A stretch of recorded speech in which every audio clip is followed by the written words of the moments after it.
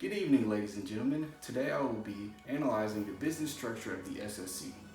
I will be looking at how they are trying to combat COVID-19, and I will also look at how their business structure is trying to maximize their profits.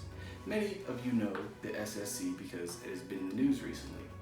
Many people also know that the SSC, or the Scientific Sanctuary Corporation, has also developed a vaccine to the coronavirus. Hello, Dr. Hermouth. Welcome to the show. Hey, thank you for having me. Please call me Justin. Can you briefly explain what kind of market structure the SSC is in? Yeah, so a market is a group of buyers and sellers for a particular good or service, and in a competitive market there are many buyers and sellers, and each one of them has an impact on the market price.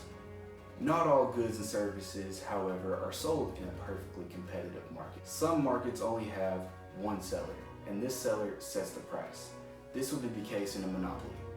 The SSC is a perfect example for a monopoly because it has significant market power and sets its own price. How did the SSC become a monopoly, and how did they gain so much market power?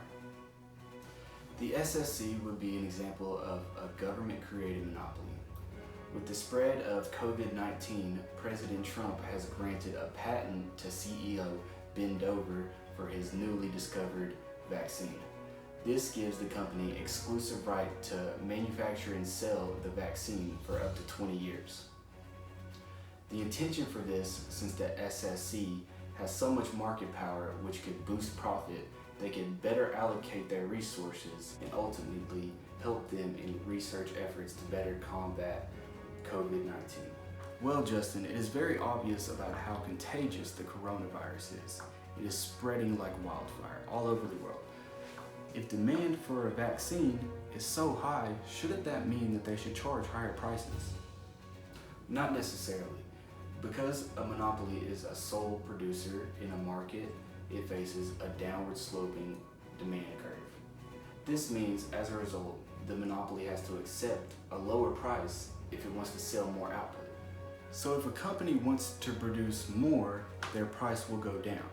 But if they want to raise their price, they will have to produce less. How do they determine what quantity of output would maximize profits? Since the SSC is a monopoly, they have the freedom both to determine the output they produce and their price that they charge. To determine their output, they choose a quantity where marginal revenue is equal to marginal cost. At the same quantity of output, their price will be determined by the demand curve. So how does a company determine what marginal revenue is? To find marginal revenue, you need to observe what the change in quantity of output does to affect total revenue. So total revenue equals price times quantity. Marginal revenue is the change in total revenue as one more unit of production is produced. When a monopoly increases the amount it sells, it has two effects on total revenue. The output effect illustrates that when more output is sold, quantity is higher, which tends to increase total revenue. The price also falls, so the price effect is the decrease in total revenue. So what should the SSC do in order to maximize profits? In a competitive market, price is equal to the equilibrium where marginal revenue is equal to marginal cost. Since the SSC is a monopoly, they do things a little differently. To choose a quantity where profit is maximized, the quantity must be where marginal revenue equals marginal cost, right here. At the same quantity, price will be determined by demand, which illustrates consumers' willingness to pay. A company's profit is determined by total revenue minus total cost. Total revenue changes as the price changes. So the demand curve is right here, and B would represent total revenue, which is the price at the quantity. This point C right here is on the average total cost curve at the quantity max that they chose to produce.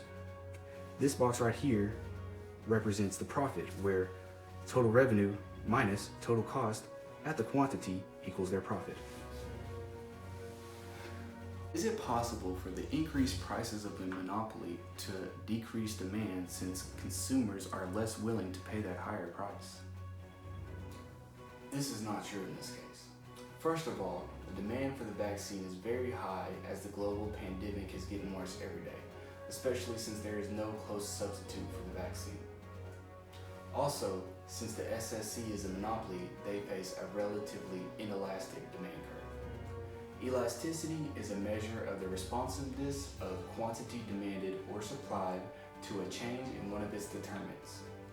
In a perfect competition, firms are price takers, meaning a perfectly competitive firm can sell as much or as little as it wants at market price. The demand curve in a competitive market is flat, meaning that it is perfectly elastic.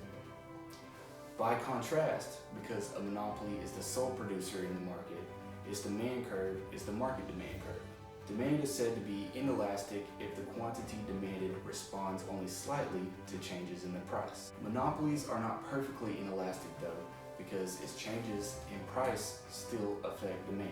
If the monopolist raise the price of its good, consumers buy less of it. You heard it here, folks. I'd like to thank Dr. Justin Hermouth for stopping by and sharing some helpful information with us. Oh, thank you for having me.